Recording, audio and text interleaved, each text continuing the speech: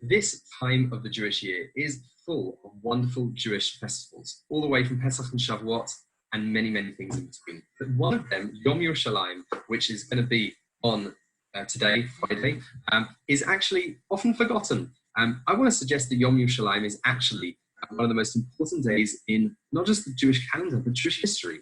It is a remarkable day. Let's look at what happened on this day. We are currently in the midst, in the Jewish calendar, of the anniversaries of the Six-Day War. The Six-Day War took place, obviously, over 6 days just before Shavuot, finishing on the 2nd of Sivan, just a few days before the 6th, which is Shavuot. The Six-Day War was a remarkable moment in Israeli history. Beforehand, Israel were digging mass graves because they genuinely thought that there would be tens of thousands, if not hundreds of thousands, of casualties. Of course, afterwards, they ended up with so much more land and a confidence and a sense of security that Israel had never had in its first 19 years of existence.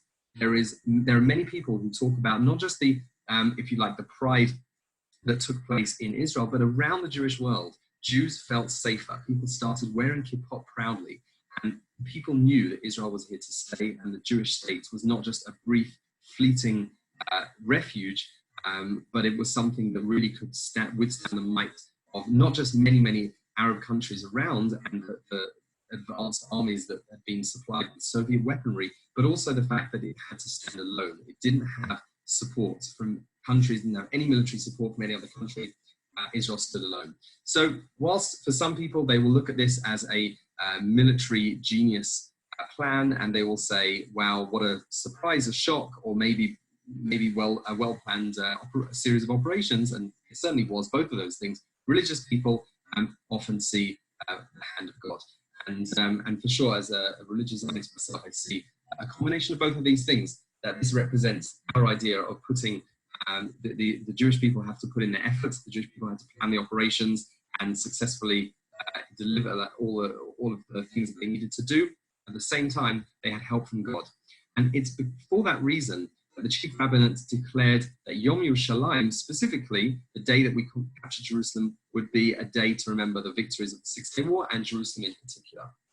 Obviously, we could have a 6-day festival, but generally the way things work is you narrow things down to one day. So again, Yom Yerushalayim is emblematic of the victory of the Six-Day War, which was a victory of life over death, of salvation over a certain death.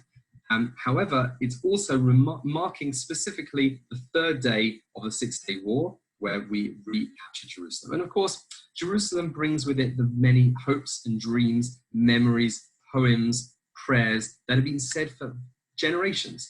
You look through the Gemara and you will see beautiful hymns and odes to Jerusalem. And you look at the poets in the Middle Ages. You look through our Siddur. It's filled with not just praise for and prayers for, but also yearning for Yerushalayim. People wanted whatever it took to come that one day to Jerusalem. In fact, Theodor Herzl, who was really not known as in any way religious, he also says when he visited Jerusalem, he vowed that one day he would raise the city up and get rid of the unclean and unholy things from it. So Jerusalem has a certain place, a central place in the not just the memory, but in the consciousness of Jews throughout the generations, and no matter whether they were religious or secular, from the west or from the east. Quite a remarkable love of a people for a city, possibly that there has not been in the history of the world, and there is not in the history of the world. And that's why that today, Yom Yerushalayim, is specifically the thing that we mark. The fact that the Six-Day War made Israel, if you like, whole again, because Eretz Yisrael without Yerushalayim is like a body without a heart. And although in the last 50 years, this day has been mostly kind of celebrated by religious Zionists, there's no question that if you look back at the 70, 80 years, the way secular Zionists would speak about Jerusalem was just as much, with just as much praise and yearning as religious Zionists. For various political reasons, to do with the question over land for peace and the controversy, if you like, of what to do with the territories that Israel had captured, which it really still hasn't resolved to this day. Although, there's been some resolution in some of the places, definitely not in Judea and Samaria, the West Bank. it's still one of the big burning questions in Israeli society, and also because the places where Israel captured are pretty much mostly settled by religious people. Not entirely true in Judea and Samaria, the West Bank, but they're not, in terms of the vocal ones in the political life of Israel, it's definitely the religious who have the upper hand, shall we say. And because of that, the celebration of Yom Yerushalayim has kind of gone down the wayside a little bit. What I want to just suggest to you, apart from the remarkable nature, which hopefully is obvious to us all, many people watching this will have been alive at the time of Yom Yerushalayim and will have been able to describe what they saw and heard at that time, which is remarkable. We don't have that for Hanukkah, and even for Yom Ha'atzmaut, less and less so. For Yom Yerushalayim, we do have that. You can also look on YouTube and see actual footage, which is remarkable. But I also want to talk a little bit about the proximity to Shavuot, because I think that is a very interesting facet of the modern Sfirat HaOmer time period and the ancient. We have two, if you like, national Zionist holidays, Yom Ha'atzmaut and Yom Yerushalayim. Yom Ha'atzmaut takes place just shortly after Pesach, and there are many parallels. Pesach is a journey from slavery to freedom. Yom Ha'atzmaut was definitely the same thing. Yom Ha'atzmaut, when we think of Yom Ha'atzmaut, we think of how the Jews managed to pick themselves up after the awful horrors of the Holocaust, and not just in the Holocaust, there was persecution in Arab countries, and there was also much persecution in Eretz Yisrael, many Arab riots. And with all of those things, the Jewish state managed to arise and beat off its invaders and create a safe haven. That's very, very similar to the idea of the total persecution the Jews suffered in Egypt, and how God managed to set us free. So Pesach and Yom Ha'atzmaut, if you like, dovetail with one another. And Yom Yerushalayim also dovetails with Shavuot.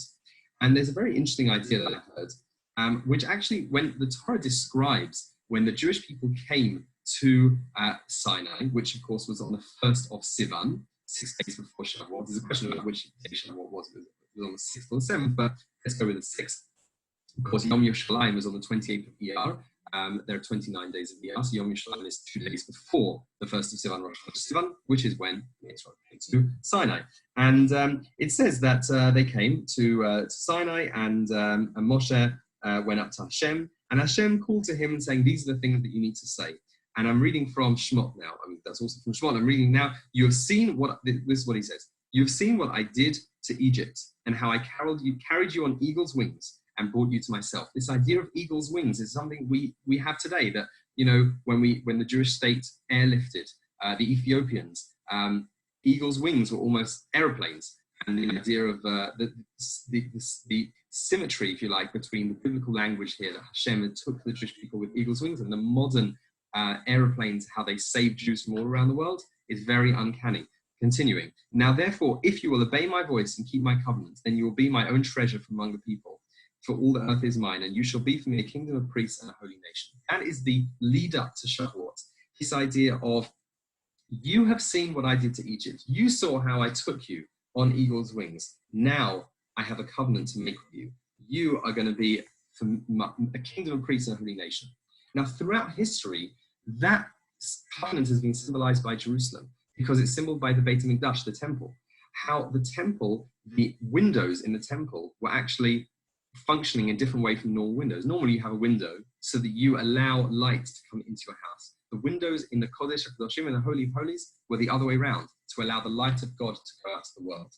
The idea of Yerushalayim is to make a home for God in the temple, in the form of the Beit HaMikdash, the temple, so that God's the Ten Commandments, the Torah, the morality, the ethics that we have in Judaism can be spread to the whole world. That's the idea behind having a city such as Yerushalayim and a country such as Eretz Yisrael. And what Hashem says is interesting is the idea that this covenant I'm talking about, this story, how you got here, and everything here is what you're seeing. You saw with your own eyes how I took you out of Egypt. You are going to see the revelation at Sinai, right? The Torah goes out of its way to say, your eyes have seen and your ears have heard. And Rashi comments when it says the word you have seen. It says, it is not a tradition that you have, and I did not send you a verbal account, nor did I have testimony presented to you by witnesses, but rather you, with your own eyes, saw what I did to Egypt. I want to quote to you a rabbi called Rabbi Cheskel Levenstein.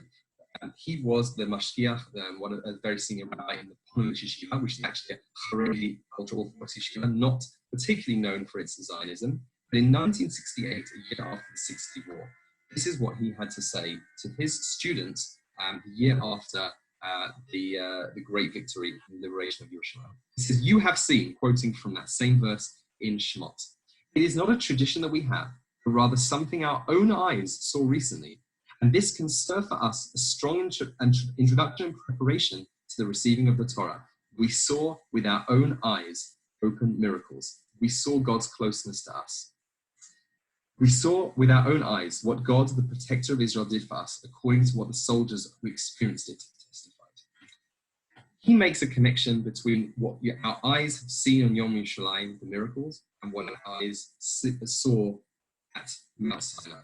In the same way that we try and every year on Shavuot and say, we are re-experiencing Matan Torah, giving the Torah. Our eyes are seeing again every year what has happened. Yom Yerushalayim, we can watch the YouTube testimony, and we can also do the same thing. The two things dovetail. Yom Ha'atzmaut and Pesach, the freedom from death to life. Yom Yerushalayim, it's also from death to life, but it's about how our eyes have seen how God has transformed the fortunes of our nation. Not just physically, but that was a big part of the salvation, but also spiritually.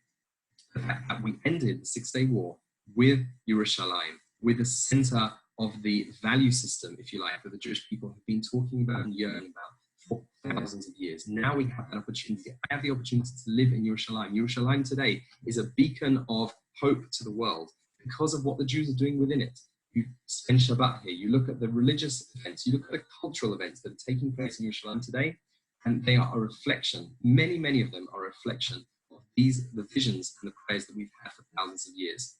The first ever time the Jewish people were able to en masse to go to the Kotel, obviously the Temple Mount was never really able for the Jewish people to go en masse, but it was a week after Yom Yerushalayim, was on Shavuot, and 200,000 people in 1967 descended on the Kotel to celebrate Shavuot. This year that won't really happen, but every other year, going to the Kotel on Shavuot is different from going to the Kotel on the other days of the year.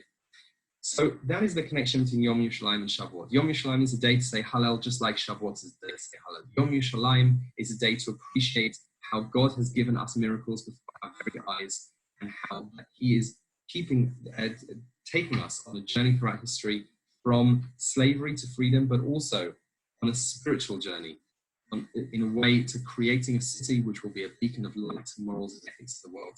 That is what we're trying to do on Yom Yerushalayim. And even though it's not the most celebrated day, unfortunately, hopefully, by taking a little bit of time to celebrate Yom Yerushalayim, we will realize this vision, and we will hope that the Jewish people will once again unite, not be divided, but unite on Yom Yerushalayim and Shavuot, and realize the great covenant in those days and also this time.